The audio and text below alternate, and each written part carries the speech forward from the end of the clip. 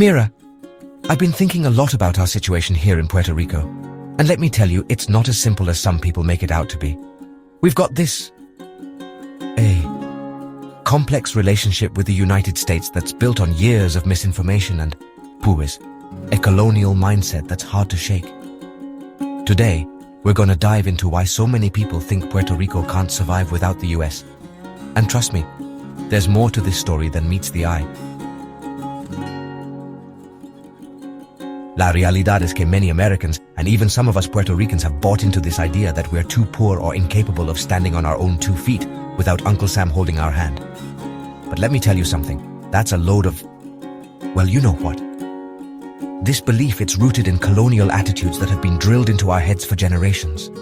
Te lo digo yo, our education system, both here and in the States, it's failing us. They conveniently forget to mention that back in 1897, Puerto Rico had autonomy under Spain. We had our own parliament, for crying out loud. But no, they'd rather keep us thinking we've always been dependent. Now let's talk about the fear tactics. Porque esto es serio. US politicians and even our own local parties, they love to scare us with threats about losing citizenship, federal aid, disaster support. It's like they're saying, stay in line or else. But here's the thing, they're playing on our fears to keep control. And don't get me started on our political parties here.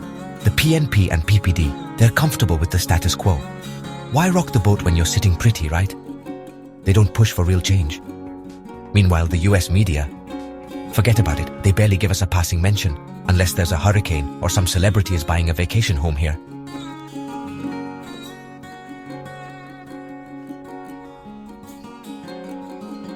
But listen, we're not the only ones questioning our place in the US.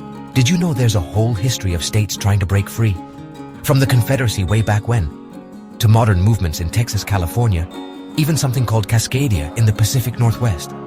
It's like, como que? People all over are starting to wonder if the Union is all it's cracked up to be. And here's something interesting.